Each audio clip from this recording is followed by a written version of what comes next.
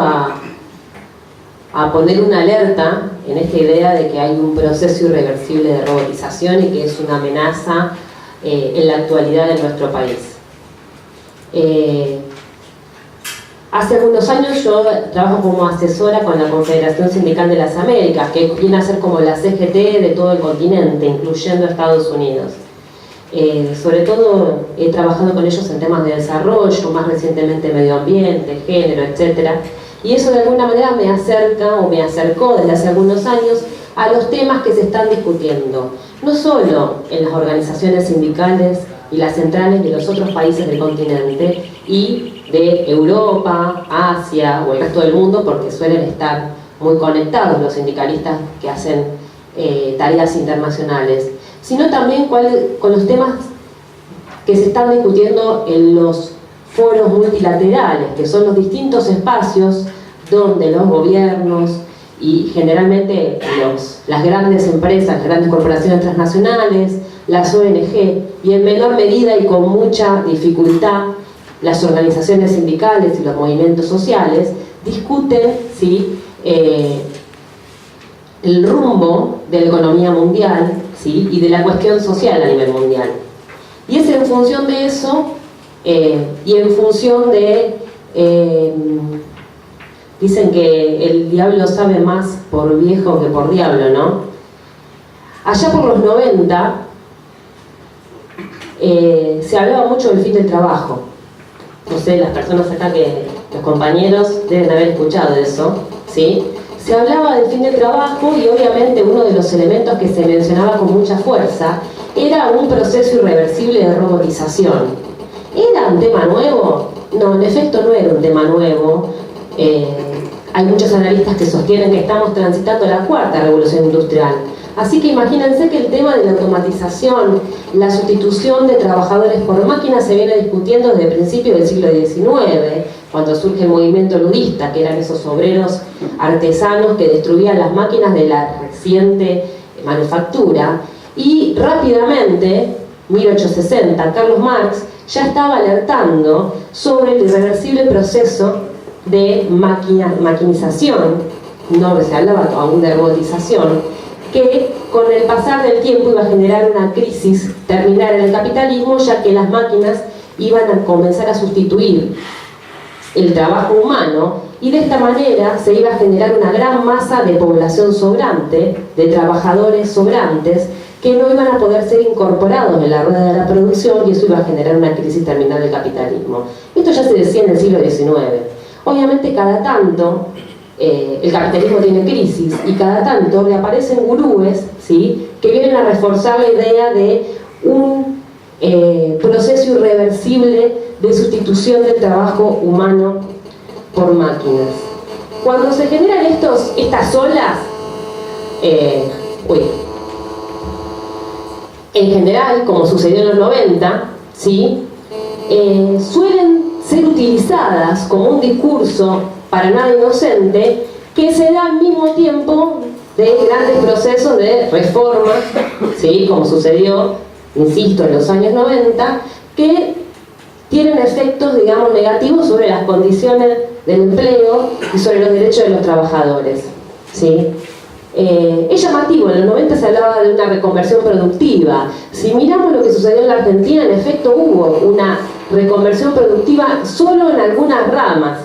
Pero fundamentalmente lo que pasó en Argentina en los 90 es que se profundizó el proceso de desindustrialización que se había iniciado con la última dictadura militar en 1976. Y los principales cambios que se dieron en la producción no fueron en la incorporación de tecnología, sino cambios en la organización del trabajo. ¿Y cómo se dieron estos cambios? Con la destrucción de los convenios colectivos, con la flexibilización laboral. O sea que se usó el discurso de la robotización como un fenómeno irreversible, como una fatalidad frente a la cual los trabajadores nada podían hacer y que de forma irremediable iba a aumentar el desempleo, tal como sucedió a lo largo de la década del 90, mientras se abrían las importaciones, se cerraban las fábricas, se flexibilizaban a los trabajadores, ¿sí? Y se destruían derechos. Entonces hoy me pregunto, en el contexto actual de la Argentina y de la región, si no tenemos que mirar con desconfianza esta idea de la robotización, ¿no? sino tenemos que empezar a poner un poco un paño frío y decir, a ver, ¿por qué?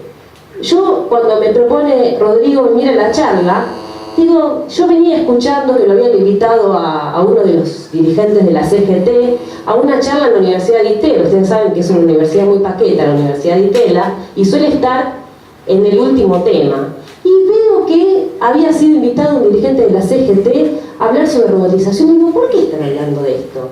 Y empiezo a leer un poco algunas publicaciones internacionales y veo que son organizaciones o ONGs vinculadas a grandes empresas transnacionales las que empiezan a hacer circular la idea de la robotización. ¿Qué está discutiendo el movimiento obrero un cambio a nivel internacional?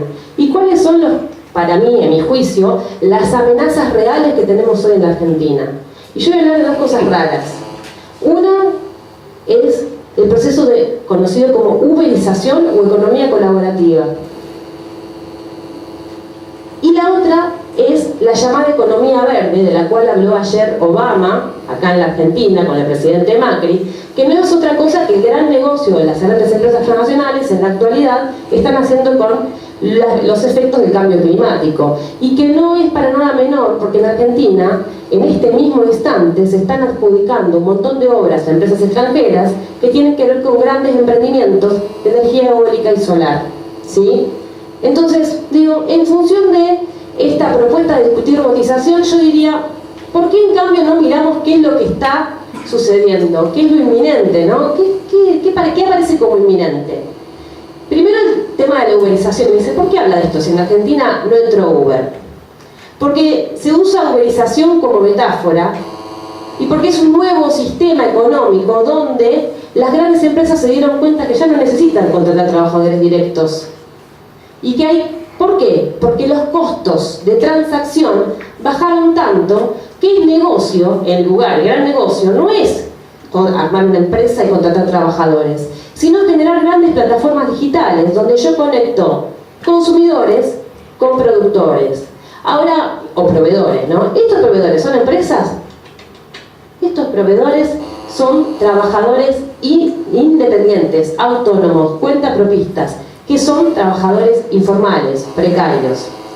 No sé si alguna vez reservó una habitación por Airbnb, o escucha Spotify, o se tomó un taxi en Brasil con Uber, porque acá no está, ¿sí? Pero son grandes plataformas que todavía no han ingresado en la Argentina, pero sí fuertemente en Centroamérica y en Estados Unidos, que están sustituyendo el trabajo, la figura del asalariado directo, digamos, de una empresa por una nueva figura de un trabajador autónomo que no tiene ningún derecho, ¿sí?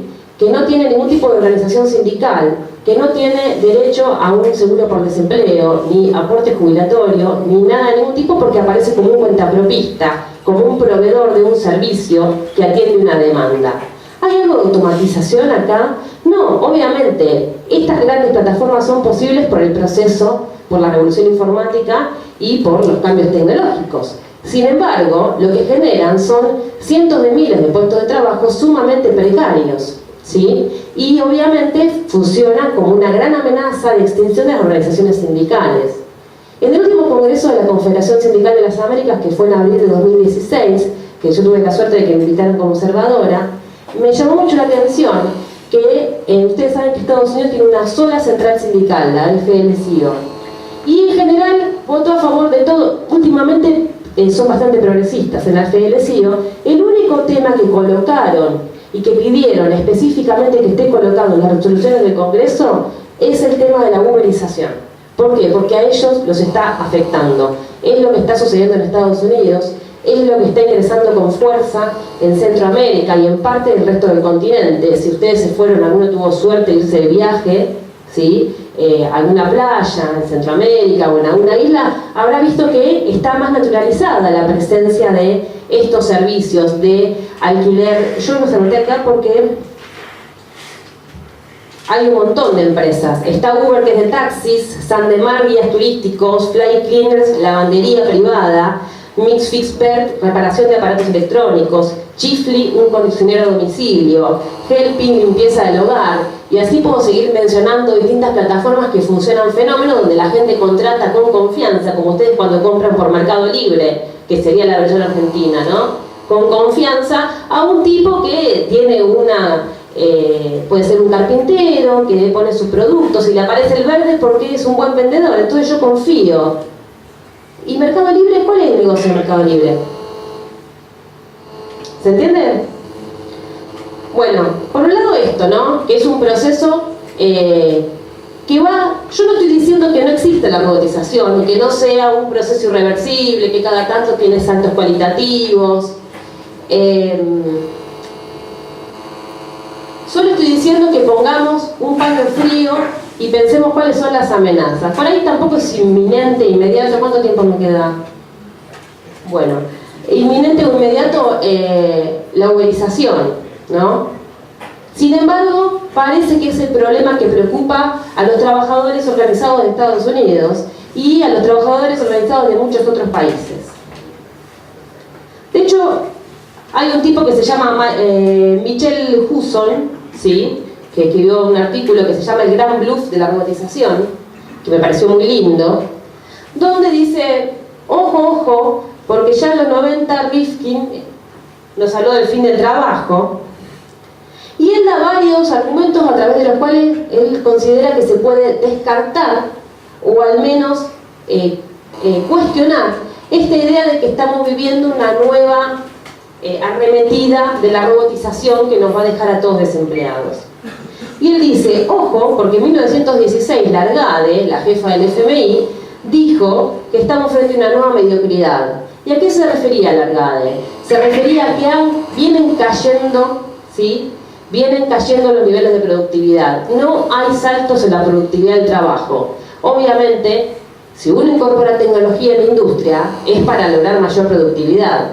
Si la jefa del FMI está enojada y dice que estamos frente a una nueva mediocridad porque no hay productividad, efectivamente algo de la robotización o algo de la automatización hay que ponerlo en duda. Otro de los elementos que propone este muchacho es un informe de la OCDE de 2016 donde dice que solo el 9% de los empleos de Estados Unidos estarían amenazados por los procesos de robotización. Ustedes saben que prácticamente no hay desempleo en Estados Unidos. El desempleo está muy localizado.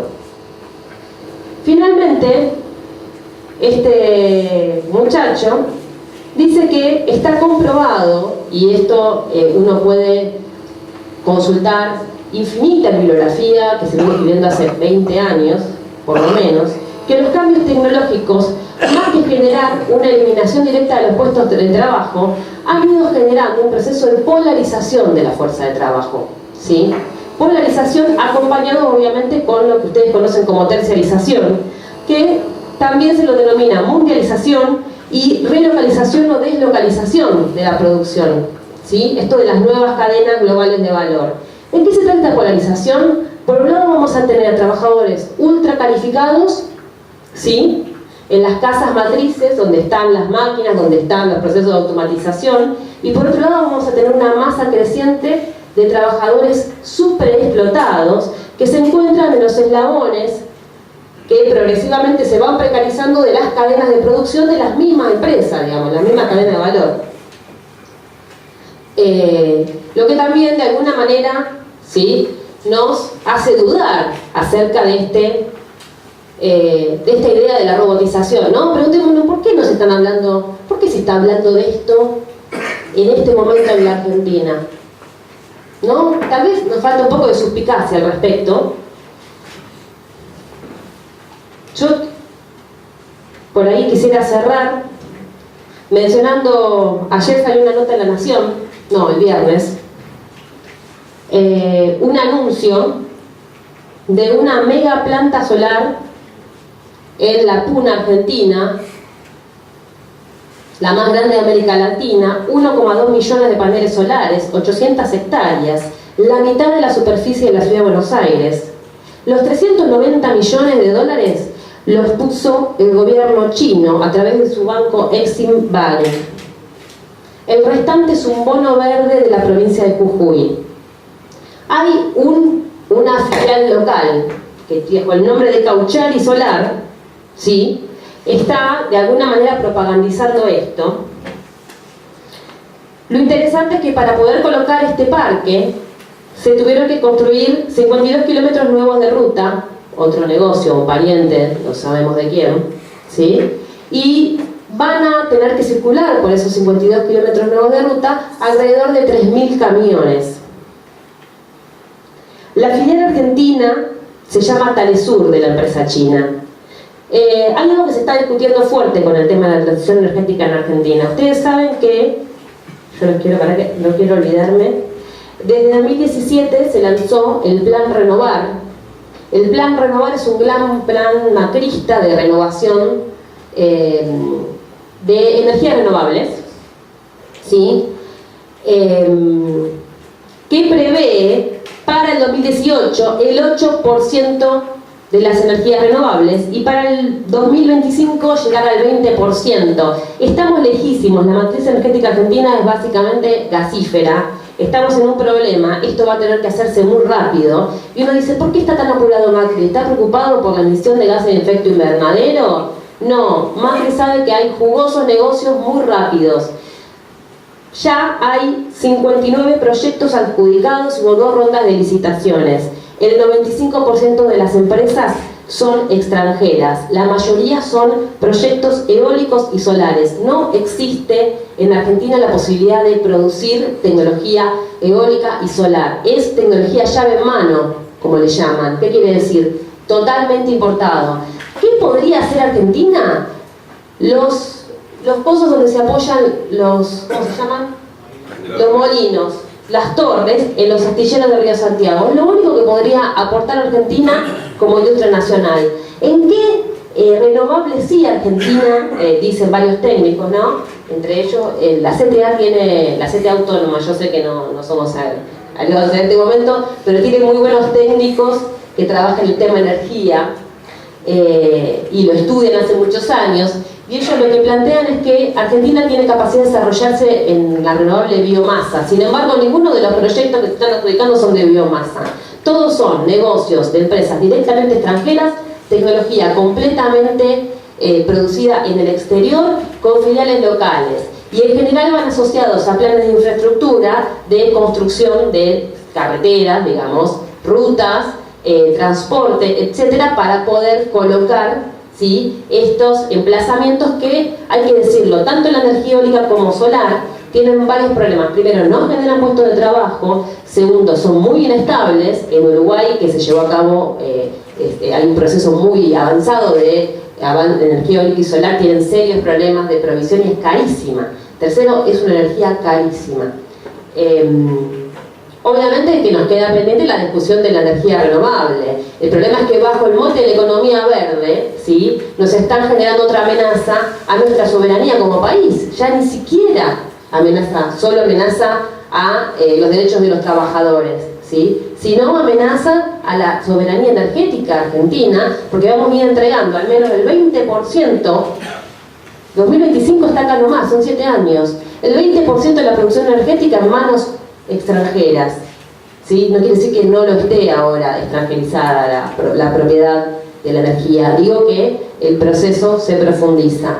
Dicen, ¿qué tiene que ver esto con la robotización? Y yo digo, estos son tal vez los temas que se van colando con nociones felices como el de la economía verde, que uno creo que simplemente es cuidar el medio ambiente. Mentira, son grandes negocios con fenómenos como los de la uberización, que eliminan cualquier posibilidad de organización sindical, frente a los que realmente estamos completamente inadvertidos, ¿sí?